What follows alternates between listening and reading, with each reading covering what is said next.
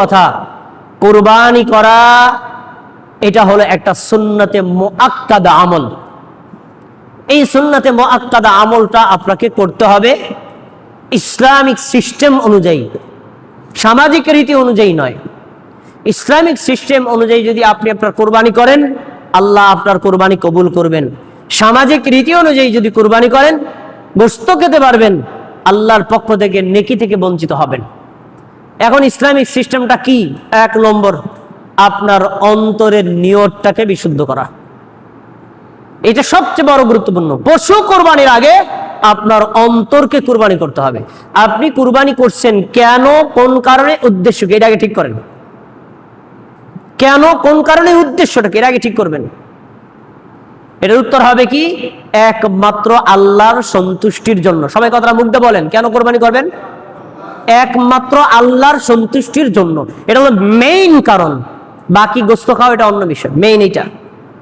হাদিস এবং আয়াতে এভাবে স্পষ্ট উল্লেখ করা আছে। আল্লাহ তাআলা বলেন, লা ইয়ানালাল্লাহু লুহুমুহা ওয়ালা দিমাউহা ওয়ালাকিন ইয়ানালুহুত তাকওয়া মিনকুম। তোমরা যে প্রাণীটা কোরবানি করলা, এই প্রাণীর গোশত আল্লাহর কাছে যায় না, এই প্রাণীর মাংস আল্লাহর কাছে যায় না, এই প্রাণীর রক্ত আল্লাহর কাছে যায় না, এই প্রাণীর চামড়া, শিং কোনো কিছুই আল্লাহর কাছে যায় না। চামড়া তোমরা ব্যবহার করো, গোশত তোমরাই খাও, রক্ত তোমরাই এটাকে ব্যবহার করো, আল্লাহ এটা নেয় না। আল্লাহ কি নেয়? ওয়ালাকিন ইয়ানালুহুত তাকওয়া মিনকুম। আল্লাহ শুধুমাত্র তোমাদের অন্তরের তাকওয়া নেয়। কি নেয়? তাকওয়া মানে আল্লাহর ভয়।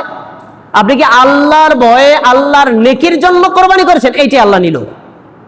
গোশত আপনি খাবেন। তাহলে আমরা কি পাওয়া গেলাম? কুরবানি করার আগে তাকওয়া অবলম্বন করতে হবে।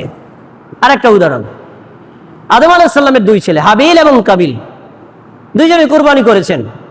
হাবিলের কুরবানি কবুল হলো, কাবিলের কুরবানি কবুল হলো না। এই জন্য কাবিল হিংসা করে হাবিলকে বলছে, লা আকুতুলান্নাকা, আমি তোমাকে হত্যা করব, তোমার জন্য আমার কুরবানি কবুল হয়নি। তখন ওই যার কুরবানি কবুল হয়েছে, আল্লাহওয়ালা মানুষ, সে বলছে, ইন্নামা ইয়াতাকাব্বালুল্লাহু মিনাল মুত্তাকিন।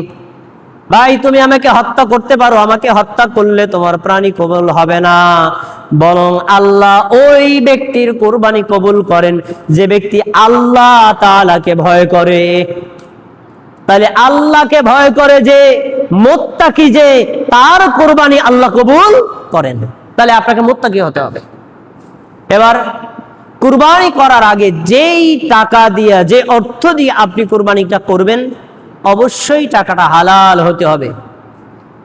হারাম পন্থায় উপার্জিত সম্পদ দিয়ে কুরবানি করলে কুরবানি বাতিল হবে না। আপনাকে হালাল ইনকাম দিয়ে কুরবানি করতে হবে। কারণ লা তুকবালু সালাতুম বিগাইরি তুহুরিন ওয়ালা সাদাকাতুম মিন গুলুল। আল্লাহ ওযু ছাড়া যেভাবে নামাজ কবুল করেন না, অনুরূপ ভাবে হালাল সম্পদ দান না করলে যেমন কবুল করেন না, হালাল সম্পদ ছাড়া কুরবানি করলেও কবুল করেন না।